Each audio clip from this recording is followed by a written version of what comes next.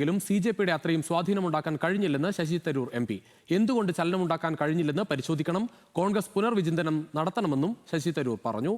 ശരത്ലാൽ ചേരുകയാണ് കൂടുതൽ വിവരങ്ങളുമായി. ശരത്ത്, ഇത് മുഖ്യധാര രാഷ്ട്രീയ പാർട്ടികൾക്കെല്ലാം തന്നെ അത്ഭുതകരമായ തോന്നിയ ഒരു കാര്യമാണ് CJPയുടെ ഈ വളർച്ചയും ഈ സ്വാധീനവും. കാരണം അവർ മുഖ്യധാര പാർട്ടികളെ മുഴുവൻ സാമൂഹ്യ മാധ്യമങ്ങളിൽ തോൽപ്പിച്ചുകൊണ്ടാണ് ആദ്യം തുടക്കമിട്ടത്, പിന്നീടാണ് സമരത്തിലേക്ക് വരുന്നത്. എന്തായാലും തരൂരും അതുതന്നെയാണ് കോൺഗ്രസ് പ്രവർത്തകരോടും നേതാക്കളോടും ചൂണ്ടിക്കാണിക്കുന്നത്. എന്തുകൊണ്ട് പറ്റിയില്ല എന്നത് ഒരു പുനർചിന്തനം നടത്തണം. അതെ രുചീഷ്, അതുതന്നെയാണ് തരൂർ ചൂണ്ടിക്കാട്ടിയിരിക്കുന്നത്. വളരെ വലിയ അത് രാഷ്ട്രീയ പാർട്ടികളൊക്കെ BJP കോൺഗ്രസ് ഒക്കെ ചിന്തിക്കുന്ന ഒരു ചോദ്യമാണ് തരൂർ പരസ്യമായി പറഞ്ഞിരിക്കുന്നത്. എന്നാൽ നീറ്റ് പരീക്ഷാ ക്രമക്കേടും വിഷയങ്ങൾ ആദ്യമായി ഏറ്റെടുത്തത് കോൺഗ്രസ് പാർട്ടിയാണ്, രാഹുൽ ഗാന്ധിയാണ്. വിദ്യാർത്ഥികളുമായി രാജസ്ഥാനിലെ കോട്ടയിലാണ് ഇത്തരമൊരു തുടക്കം രാഹുൽ ഗാന്ധി തുടക്കമിട്ടത്. എന്നാൽ അതിൽ വിജയിക്കാൻ രാഹുൽ ഗാന്ധിക്ക് കഴിഞ്ഞില്ല. എന്നാൽ CJP അത് വരികയും അഭിജിത് ദേബ്ക്കെ അത് വിജയകരമാക്കുകയും ചെയ്തു.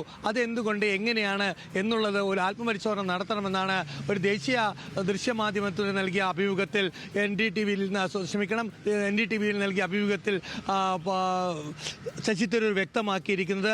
രാഹുൽ ഗാന്ധി തുടക്കമിട്ടെങ്കിലും അതിൻ്റെ പ്രയോജനം രാഹുൽ ഗാന്ധിക്കോ അല്ലെങ്കിൽ കോൺഗ്രസിനോ ലഭിച്ചില്ല.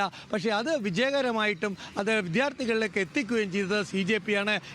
ഇത് എന്തുകൊണ്ട് ഇത് പരിശോധിക്കപ്പെടണം എന്നുള്ള രീതിയിൽ തന്നെയാണ് ശശി തരൂരിൻ്റെ ഈ പരാമർശം. കുറേ കാലത്തിൻ്റെ ഇടയ്ക്ക് രാഹുൽ ഗാന്ധിക്കെതിരെയോ കോൺഗ്രസിനെതിരെയോ യാതൊരുവിധ പരാമർശങ്ങളും നടത്താതിരുന്ന ശശി തരൂർ ഈ ഒരു സന്ദർഭത്തിൽ ഇത്തരമൊരു പരാമർശവുമായി രംഗത്ത് വരുന്നത് പ്രത്യേകം ശ്രദ്ധേയമാണ് രജീഷ്. അതുപോലെ തന്നെ BJPയിലും ഇത് സംബന്ധിച്ച, അല്ലെങ്കിൽ RSSലും BJPയിലും ഒക്കെ തന്നെ ഇത് സംബന്ധിച്ച വിലയിരുത്തൽ നടന്നുകൊണ്ടിരിക്കുമ്പോഴാണ് കോൺഗ്രസിൽ പ്രമുഖനായ ഒരു MP, അതുപോലെ തന്നെ കോൺഗ്രസ് പ്രവർത്തക സമിതിയും കൂടിയ ശശി തരൂർ രാഹുൽ ഗാന്ധിക്ക് അല്ലെങ്കിൽ പ്രക്ഷോഭം അല്ലെങ്കിൽ അതിൽ കാര്യമായ ഒരു ഇളക്കമുണ്ടാക്കാൻ കഴിഞ്ഞില്ല എന്ന് വിമർശിക്കുന്നത്. ഏതായാലും വരും ദിവസങ്ങളിൽ കൂടുതൽ കോൺഗ്രസ് നേതാക്കൾ ഇത്തരം ഒരു വിലയിരുത്തലുമായി രംഗത്ത് വരുമോ എന്നാണ് ഇനി നമുക്ക് അറിയേണ്ടത് രുചീഷ്.